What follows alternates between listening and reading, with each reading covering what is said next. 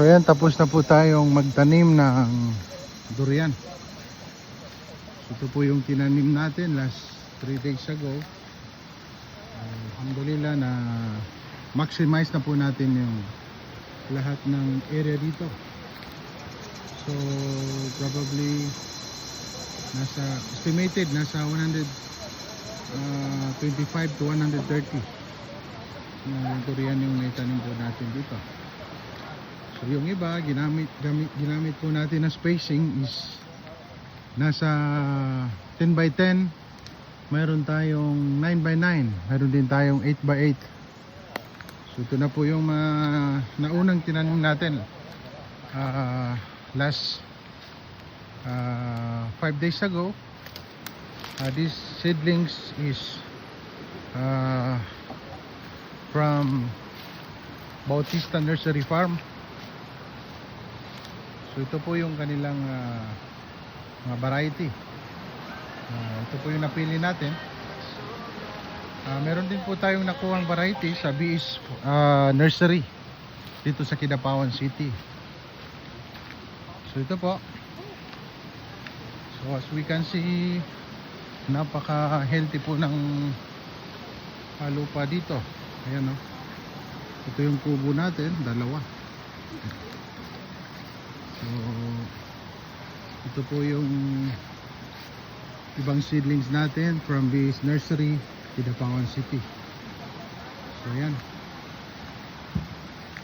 So itong huling itinanim natin, nasa 8 by 8 and 9 by 9 po yung kanyang planting distance. So napakasulit po ng oras kasi sulit yung araw ngayon dahil natapos po natin yung ating pagtatanim. Although meron pa mga ilan area dito na pwede natin taniman. So ayan po. So dito pwede pa tayo magtanim dyan. So by next day i-maximize natin. So estimated 120 to 140 durian yung ating naitanim. Alhamdulillah. So ayan. Ito po yung sapa dito sa farm. Napalibutan po yung farm natin ng sapa. Mayroon din doon sa kabilang side. So ito. So napansin po natin sa isang area natin na medyo sensitive yung durian kapag medyo mainit yung area. Pero dito wala po tayo nakitang sinyales na pagkalanta ng dahon. So yan, very thankful po tayo dahil natapos na rin po yung ating project sa ating farm 2, sa area 2 po natin, durian farm. So ayan, bukod sa durian, pwede po tayo maligo dito. Napakalino po ng sapa dito. Napakalinis po. Napakatahimik. Napakapayapa po dito. So ayan, napaka-bless po natin dahil bukod sa maganda yung lupa dito, napakataba, napakalamig. Meron tayong napagitnaan po tayo ng sapa.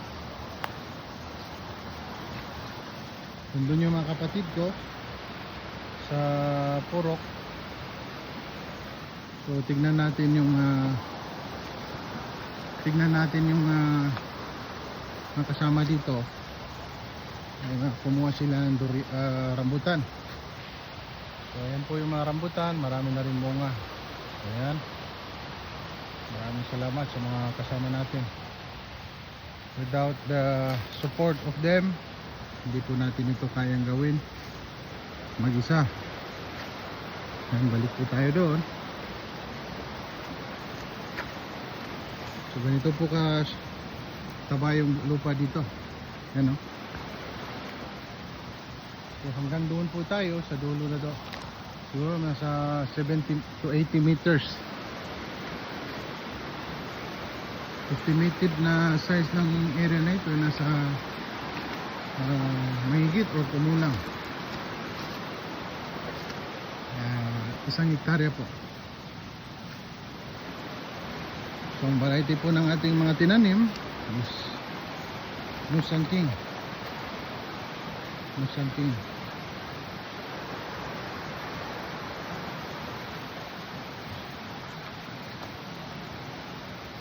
Ayan po.